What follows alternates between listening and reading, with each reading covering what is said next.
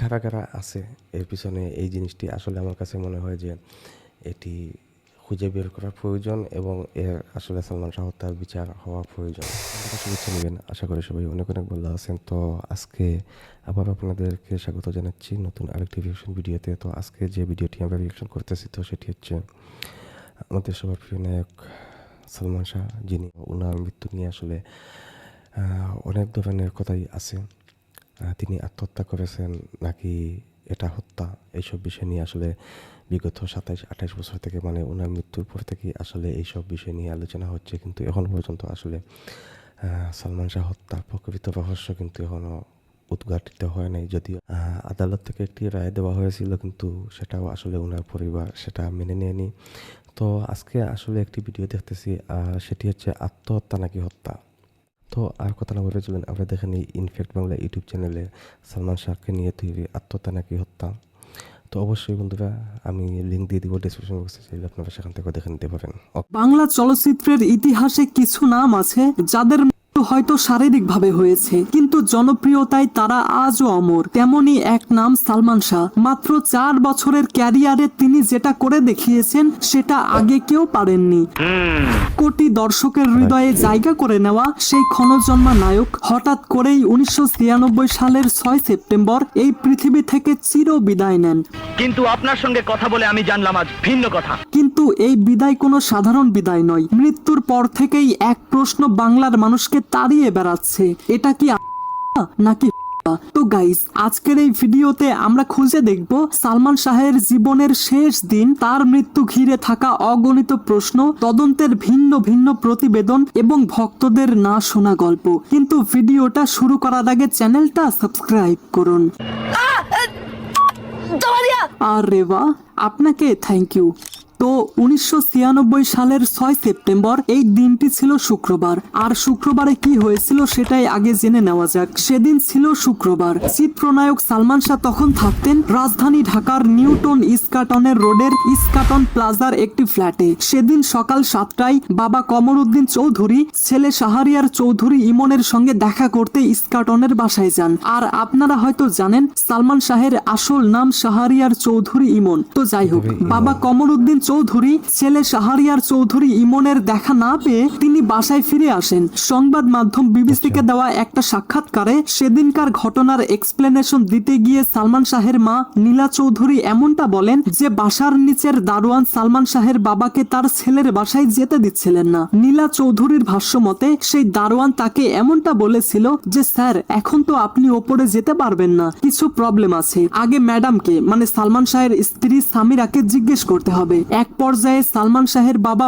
জোর করে উপরে গেছেন। কলিং বেল দেওয়ার পর দরজা খুলল সামিরা, মানে সালমান শাহের স্ত্রী। সালমান শাহের বাবা সামিরাকে বললেন ইমনের সঙ্গে একটা কাজ আছে, ইনকাম ট্যাক্সের সই করাতে হবে, ওকে একটু ডাকো তো। তখন সামিরা এমনটা বলেছিল ও তো এখন ঘুমে আছে। তখন সালমানের বাবা এমনটা বলেছিল ঠিক আছে, আমি বেডরুমে গিয়ে সই করিয়ে আনি। কিন্তু সামিরা নাকি তাকে যেতে দেয়নি। এরপর সালমান শাহের বাবা প্রায় ঘন্টা দেড়েক ওখানে বসে থাকার পর বাড়িতে চলে আসে। এরপর বেলা 11টার দিকে একটা ফোন আসে সালমান শাহের মা নীলা চৌধুরীর বাসায়। ওই টেলিফোনে নীলা চৌধুরীকে বলা হয় সালমান শাহকে দেখতে হলে তখনই নাকি তাকে যেতে হবে। টেলিফোন পেয়ে নীলা চৌধুরী দ্রুত ছেলে সালমান শাহের বাসার দিকে রওনা হয়েছিলেন। তবে সালমানের ইস্কাটনের বাসায় গিয়ে নীলা চৌধুরী সালমান শাহকে বিছানার উপর পড়ে থাকতে দেখেন। নীলা চৌধুরীর বক্তব্য এমন ছিল যে খাটের মধ্যে যেদিকে মাথা দেওয়ার কথা সেদিকে পা, আর যেদিকে পা দেওয়ার কথা সেদিকে মাথা। পাশেই সামিরার এক আত্মীয়র একটি পার্লার ছিল।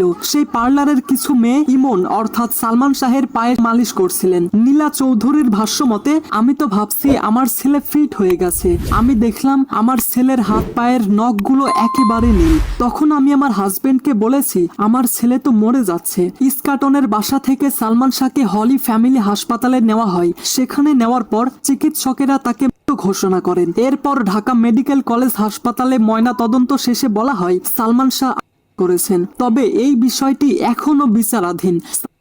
এগুলো আসলে অনেকভাবে শুনেছি।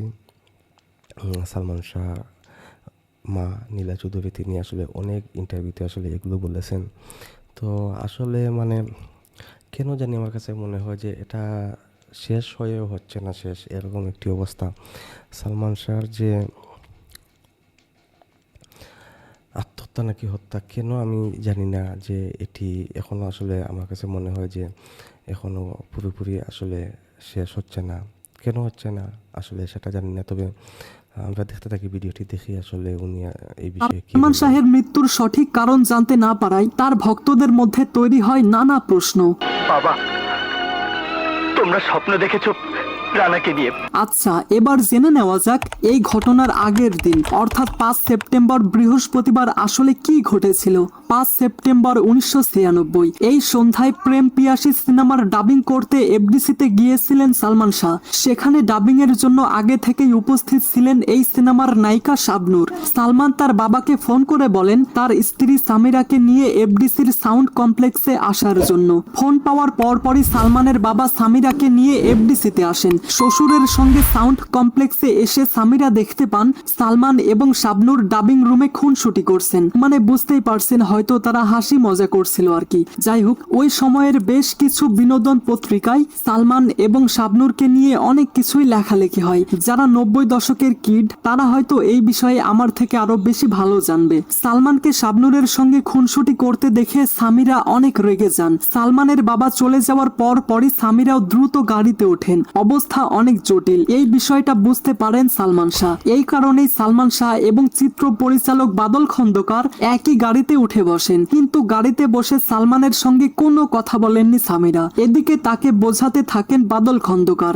গাড়ি এফডিসির গেট পর্যন্ত গেলে সালমান শাহ সেখানকার প্রধান ফটকের সামনে নেমে যান। তার সঙ্গে বাদল খন্দকারও নেমে পড়েন। এরপর সেখানে তারা কিছুক্ষণ আড্ডা দেন। এরপর তারা ডাবিং রুমে ফিরে গেলেও সেদিন আর কোনো ডাবিং হয়নি। পরে রাত 11টার দিকে নিউ ইস্কাটন রোডের ইস্কাটন প্লাজার B11 নম্বর ফ্ল্যাটের সামনে সালমানকে পৌঁছে দিয়ে বিদায় নেন বাদল খন্দকার। বাসায় ফেরার পর রাতের ঘটনা নিয়ে বিভিন্ন রকমের বক্তব্য পাওয়া যায় সেই সময়ের পত্রিকাগুলোতে। তবে সেই সব বক্তব্যের একটাও প্রত্যক্ষদর্শী পাওয়া যায়নি। প্রথম আলোকে দেওয়া একটি সাক্ষাৎকারে চলচ্চিত্র পরিচালক বাদল খন্দকার এমনটা জানান যে তিনি পরদিন সকালেই সালমানের বাসায় গিয়েছিলেন। সিনেমার কাজের শিডিউল নিতে তিনি সকালে সেখানে গেলে বাসার নিচে দারোয়ানরা তখন বলাবলি করছিলেন সালমান নাকি রাতে পাশ দিয়ে মারা গেছেন। চলচ্চিত্র পরিচালক শাহ আলম এই বিষয়ে বলেন শেষের দিকে সালমান অনেক মানসিক চাপে ছিলেন। পরিবারের সদস্যদের সঙ্গে সম্পর্কের টানাপোড়েন এবং প্রযোজকদের সঙ্গে বোঝাপড়ার ঘাটতি তৈরি হয়েছিল। কিছুদিন নাকি সালমান শাহ এফডিসির শিল্পী সমিতিতে নিষিদ্ধ হয়েছিলেন।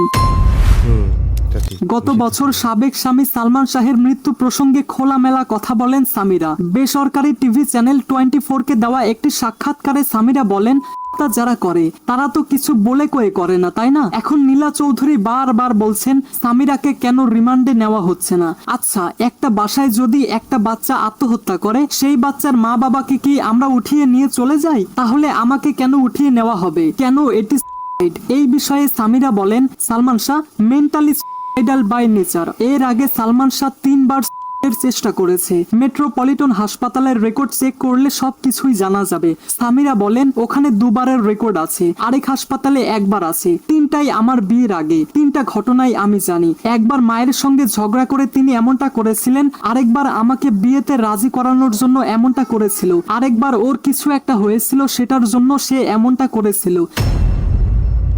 2020 সালের 25 ফেব্রুয়ারি সালমান শাহের অপমৃত্যুর মামলার তদন্ত কর্মকর্তা পিবিআই এর পরিদর্শক সিরাজুল ইসলাম ঢাকার সিএমএম আদালতে সংশ্লিষ্ট শাখায় 600 পৃষ্ঠার একটি তদন্ত প্রতিবেদন জমা দেন। পিবিআই এর সেই তদন্ত প্রতিবেদনে বলা হয় তিনি করেছেন। পরে 2021 সালের অক্টোবর মাসে চিত্রনায়ক সালমান শাহের অপমৃত্যুর ঘটনায় করা মামলায় পুলিশ ব্যুরো অফ ইনভেস্টিগেশন অর্থাৎ পিবিআই এর তদন্ত প্রতিবেদনের বিরুদ্ধে আদালতে নারাজি আবেদন জমা দেওয়া হয়। ঢাকার চিফ মেট্রোপলিটন ম্যাজিস্ট্রেট অর্থাৎ সিএমএম আদালতে আইনজীবীর মাধ্যমে এই আবেদন জমা দেন সালমান শাহের মা নীলা চৌধুরী। আদালতে জমা দেওয়া নারাজি আবেদনে বলা হয় সালমান শাহের অপমৃত্যুর মামলাটি সঠিকভাবে তদন্ত না করে আসামি পক্ষ দ্বারা প্রভাবিত হয়ে আদালতে প্রতিবেদন জমা দেওয়া হয়েছে। কিন্তু তাই বলে তোর কিশোর বেলার প্রেমকে বুকের ভেতর দাফন করতে পারিস না? সালমান শাহের মৃত্যুর রহস্যের মতোই আমার ভিডিওটাও অসম্পূর্ণ থেকে গেল। তবে আমি যখন ইউটিউবিং শুরু করিনি তখন আমি অনেক কিছুই শুনতাম। এই ঘটনায় অনেকের নাম জড়িয়েছিল। তাদের মধ্যে সব থেকে উল্লেখ্য 2টা নাম সামিরা এবং ভিলেন ডন। এক পক্ষের এমনটাও দাবি ছিল সালমান শাহের মৃত্যুর পেছনে ডনের হাত ছিল, কিন্তু ডন এটা বারবারই অস্বীকার করে আসছেন এবং সে এমনটা দাবি করছেন, সালমান তো আমার অনেক ভালো বন্ধু ছিল। The Salman, he was one of the part of my heart. আজকে আমি অন্য কোনো বিষয় নিয়ে কথা বললাম না, শুধুমাত্র ডনের কয়েকটি ইন্টারভিউ দেখেছি এবং ডনের নাম বারবার কিন্তু আসলে ঘুরে ফিরে এসেছে এবং আসছে। বিশেষ করে সালমান শাহ, নীলা চৌধুরী পর্যন্ত তিনি যতটি ইন্টারভিউ দিয়েছেন এবং যতদিন কথা বলেছেন ততদিনই কিন্তু তিনি আসলে ডনের কথা বলেছেন আর সামিরার কথা বলেছেন। নীলা চৌধুরী আসলে এখন পর্যন্ত মানে তিনি তার সিদ্ধান্তে অটল আছেন। তিনি এখন পর্যন্ত মানে এই মামলা তিনি লড়ে যাচ্ছেন, সেটা আমরা জানি। তো আর ডনও কিন্তু বা তার যত ইন্টারভিউ আছে সবগুলো ইন্টারভিউতে তিনি নির্দোষ এবং সালমান শাহ তার বন্ধু ছিলেন। তো এগুলো আসলে তিনি সবসময় সব ইন্টারভিউতে বলছেন। তো যাই হোক, আসলে আমরা ভিডিওটি আরেকটু দেখি, তারপরে আমি হয়তো কিছুটা যোগ করব। ঘটনার দিন এবং আগের দিন নিয়ে আপনাদের সঙ্গে কিছুটা ডিসকাস করলাম, কিন্তু ভিডিওটা শেষ করার আগে আপনাদেরকে আরো একটা কথা বলে যেতে চাই। আপনারা তো তুষার খানকে অবশ্যই চেনেন, তাই না? গত পরশুদিন আমি একটা ইন্টারভিউ দেখছিলাম এবং সেই ইন্টারভিউ দেখে আমি জানতে পারলাম সালমান শাহ এবং তুষার খান অনেক ক্লোজ ফ্রেন্ড ছিলেন, তাদের মধ্যে বন্ধুত্বপূর্ণ সম্পর্ক ছিল। যদিও সালমান শাহের সঙ্গে সবারই সম্পর্ক ভালোই ছিল, কিন্তু তুষার খানের ভাষ্য মতে সালমান শাহ যখন কোনো দোটানায় পড়তো বা তার যদি মন খারাপ হতো, তাহলে নাকি তিনি তুষার খানের বাসায় গিয়ে আড্ডা দিতেন। তো বা কখনো কোনো কারণে একটু বেশি মন খারাপ, তখন ভাল লাগছে না, আমি বাসায় আসবো, মানে আমার এখানে আসবে। সালমান শাহ কয়েকটি ছবিতে সে সময় আসলে তুষার খান মানে ছবিতে অভিনয় করতেন, বাংলা ছবিতে। তার মধ্যে সালমান শাহ কয়েকটি ছবিতে আসলে তুষার খানকে দেখেছি। সম্ভবত তাদের মধ্যে ভালো একটি বন্ধুত্ব ছিল। তুষার খান যতটুকু আমার কাছে মনে হয় তিনি খুবই একজন ভদ্র লোক এবং ভালো মানুষ, প্লাস ভালো একজন অভিনেতা। তো ওনার বয়স আর সালমান শাহর বয়স প্রায় কাছাকাছি। তো সেই হিসাবে তুষার খানের সাথে সালমান শাহর বন্ধুত্ব থাকতেই পারে। আর দেখলে সেই সময় কিছু পত্রিকা দেখলে অবশ্যই এটা আরও ক্লিয়ার হওয়া যেত। তো আমিও দেখেছি তুষার খানের কয়েকটি ইন্টারভিউতে তিনি সালমান শাহের সাথে তার বন্ধুত্বের কথা বলেছেন। অ্যান্ড সামহাউ তারপর নাকি সালমান শাহের মেজাজ ফুরফুরে হয়ে যেত। এবং সামহাও ও খুব ফ্রেশ হয়ে যেত। অবশ্যই পরের দিন আবার ফুরফুরা মেজাজে শুটিং করছি আমরা। এবার আমি আপনাদেরকে পার্সোনালি একটা কথা বলি। দেখুন, প্রত্যেকটা মানুষের কিছু স্পেসিফিক দুঃখ বা কষ্ট আছে, এটা বড় বিষয় না। সব থেকে বড় বিষয় এটা হলো আপনার দুঃখ এবং কষ্টের সময়টাতে আপনাকে মেন্টালি সাপোর্ট কে করছে বা কে আপনার পাশে থাকছে। আর আমার মনে হয় কোনো মানুষের খারাপ সময়টাতে তাকে অনেক বেশি হেল্প করতে না পারলেও তাকে মানসিকভাবে সাপোর্ট করে তার পাশে থাকাটা জরুরি। যাই হোক, অনেক কথা বললাম। তো গাইস, এই সমস্ত কিছু জানার পর সালমান শাহকে নিয়ে আপনার কি মতামত? আপনার যে কোনো মতামত কমেন্টে জানাতে পারেন। ঠিক আছে। So I hope you like this video. If you like this video, then subscribe to my channel and press the bell icon. Thanks for watching, guys. তো যাই হোক বন্ধুরা, আসলে আমরা ইনফ্যাক্ট বাংলা ইউটিউব চ্যানেল থেকে সালমান শাহকে নিয়ে তৈরি হত্যা নাকি আত্মহত্যা ভিডিওটি আমরা দেখেছি। তো আসলে সালমান শাহ মৃত্যুর পর থেকে এখন পর্যন্ত প্রায় 2 যুগের উপরে চলে গিয়েছে, কিন্তু এখন পর্যন্ত আসলে এই বিষয়টি পুরোপুরি মীমাংসা করা হয় নাই। এখন পর্যন্ত আসলে এটি অমীমাংসিত হিসাবে রয়ে গিয়েছে। তবে এটা আসলে আমার কাছে মনে হয় যে এটা আরও অনেক আগে আসলে এই জিনিসটি মীমাংসা করে ফেলা প্রয়োজন ছিল। এবং মীমাংসা বলতে আমি এটি বলতে চাচ্ছি যে সালমান শাহকে হত্যা করা হয়েছে নাকি তিনি আত্মহত্যা করেছেন, এই জিনিসটা আসলেই সম্ভব। এটা যে একদম অসম্ভব এইরকম আসলে কিছুই না। কিন্তু আমি জানি না কেন আসলে সালমান শাহ এই বিষয়টি কেন আসলে ঝুলিয়ে রাখা হয়েছে, এটা আসলে জানি না।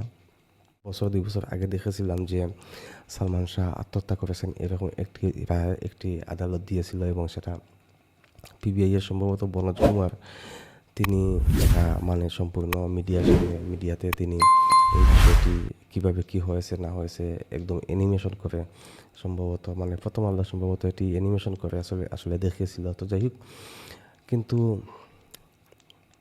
সালমান শাহ, নীলা চৌধুরী তিনি এখন পর্যন্ত আসলে এই মামলাটি নিয়ে লড়তেছেন। এবং প্রতি বছর যখন আসলে সেপ্টেম্বর মাস আসে তখন আসলে সালমান শাহ মায়ের এবং অনেক বেশি ইন্টারভিউ নেওয়া হয়। এবার আসলে ইলিয়াস হুসেন উনি ওনার ইউটিউব চ্যানেল থেকে একটি ইন্টারভিউ নিয়েছেন। আমরা দেখেছি সেখানে সালমান শাহর মা কথা বলেছেন এবং সালমান শাহর ভাই শাহরান ভাই তিনিও কথা বলেছেন। তো যাই হোক, আসলে তিনি এখনও বিচারের অপেক্ষায় আছেন সালমান শাহর মা। তো আসলে আমরা মানুষ জানতে চায় যে আসলে প্রকৃত ঘটনাটি কী ঘটেছিল।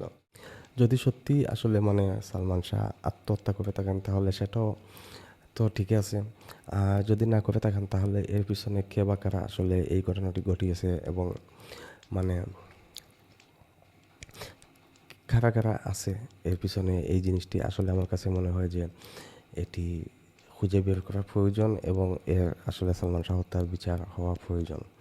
তো তো যাই হোক, আসলে ভিডিও বেশ দীর্ঘ হয়ে গিয়েছে, আমি আর কথা বলতেছি না। আমরা আশা করব যে খুব শীঘ্রই সালমান শাহ হত্যা নাকি আত্মহত্যা এই রহস্যটি উদ্ঘাটন হবে এবং পুরোপুরি আসলে এই বিষয়টি একটি ফাইনাল, আসলে এই বিষয়টি একটি মীমাংসা হয়ে যাবে। তো যাই হোক, আসলে সালমান শাহকে নিয়ে ভিডিও দেখেছি এবং সেই ভিডিও রিঅ্যাকশন করেছি। তো অবশ্যই ভিডিও শেষে আমি মহান রব্বুল আলামিনের কাছে একটাই প্রার্থনা করব, তিনি যেন সালমান শাহ সব ভুল ত্রুটি ক্ষমা করে দিয়ে ওনাকে জান্নাতুল ফেরদাউস নসিব করেন। তো আজকে এ পর্যন্তই, সবাই ভালো থাকবেন, আল্লাহ হাফিজ।